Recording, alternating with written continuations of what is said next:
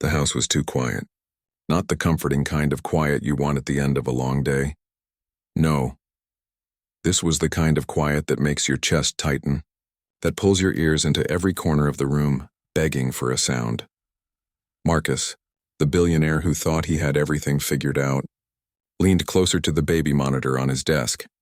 Two tiny green dots blinked, the audio light bars trembling with every faint breath of his twins. No crying. No fussing, just silence. That was strange. His children never slept without a fight. Never. And then, through the static, he heard something. Not a lullaby. Not humming. Not English. It was low, steady, almost like a prayer. The voice of the nanny he had hired reluctantly. This woman who'd arrived without a fancy resume, without polished credentials. He froze. The twins weren't just sleeping. They were entranced. Their little bodies perfectly still, as if they recognized something far older than themselves. And Marcus, a man who had spent his life chasing numbers, contracts, skyscrapers, realized in that moment. He was hearing something that money couldn't buy. But what he didn't know yet was that this sound would unravel his entire idea of control. Evelyn didn't fit the image of what Marcus had imagined for his children's caretaker.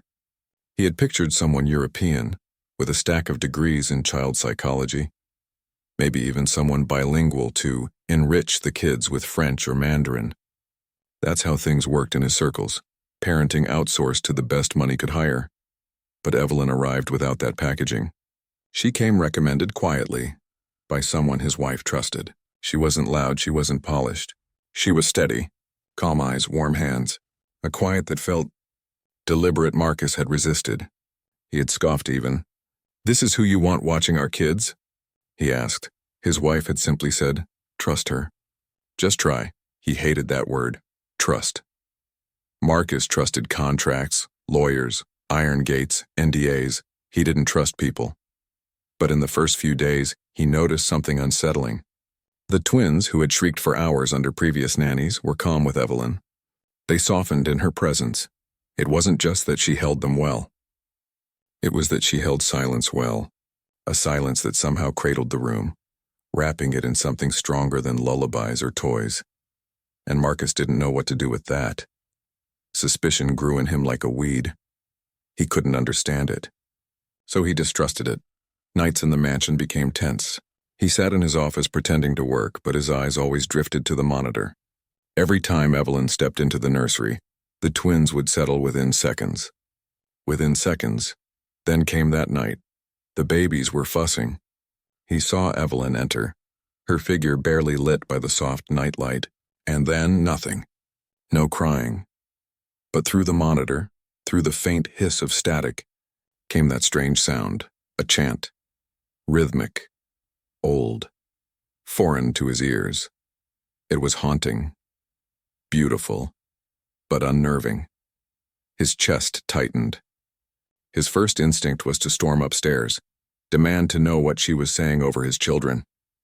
But something stopped him. The monitor light bars showed both babies breathing, slowing, evening out. They weren't just asleep, they were resting, deeper than he'd ever seen. So Marcus sat frozen. A billionaire with helicopters and private jets and skyscrapers to his name, utterly powerless against the sound of an old woman singing in a tongue he didn't understand. The next morning, he couldn't let it go. He cornered Evelyn in the kitchen, his voice controlled but sharp.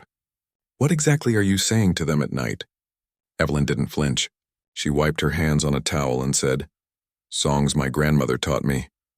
"Songs," Marcus repeated, skeptical. "Yes. Old ones. That's all." She left it at that, but Marcus's mind spun. "Songs? What kind of songs? Religious? Superstitious? Something dangerous?" He Googled phrases like folk sleep chants and baby rituals, African lullabies. He found nothing that matched what he'd heard. His friends weren't helpful either. At dinner, he asked half-jokingly if anyone had ever heard of sleep chants. They laughed. Some teased him. "Sounds like voodoo." "Better check she's not casting spells in your nursery." Marcus chuckled along, but inside, the seed of fear grew.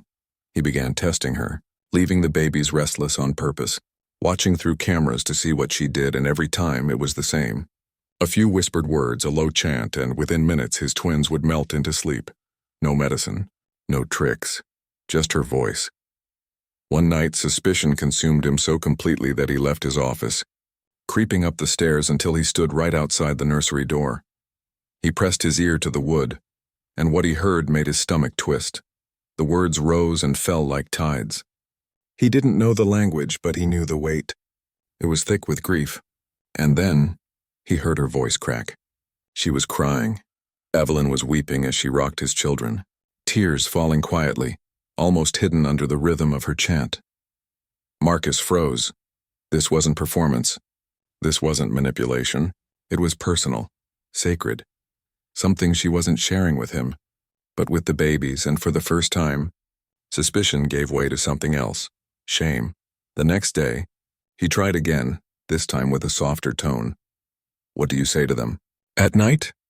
Evelyn hesitated. Then she looked at him with steady eyes. They're freedom songs, from a long time ago. Songs sung to children who grew up in chains. Songs my grandmother said were meant to remind us. Even the littlest ones deserve hope.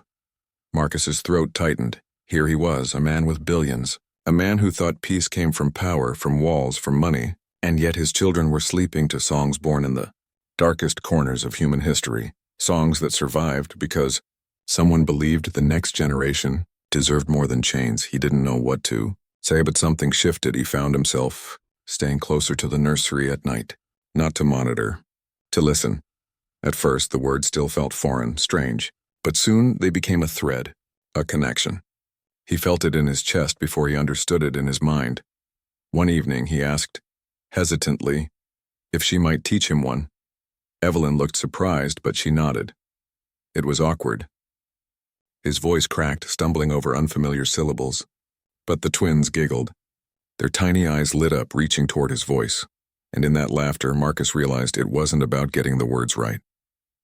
It was about presence, about entering into something bigger than himself. For the first time, he wasn't Marcus the billionaire. He wasn't the man who measured his worth in numbers. He was just a father, clumsy but willing, singing hope into his children's ears. Weeks turned into months.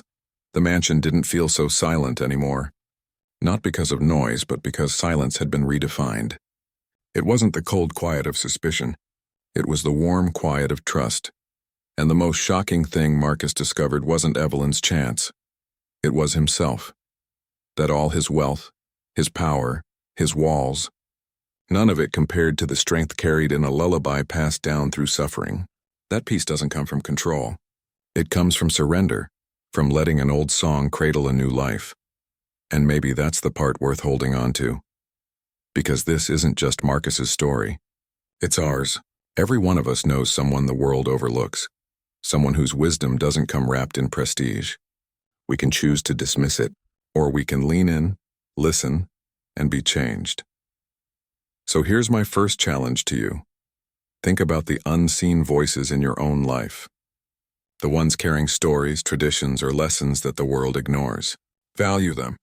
Learn from them. They may hold more power than any fortune ever could. And second, I want to hear from you. What's the most unexpected lesson you've learned from someone who didn't look the part? Drop it in the comments, because sometimes the quietest voices echo the loudest.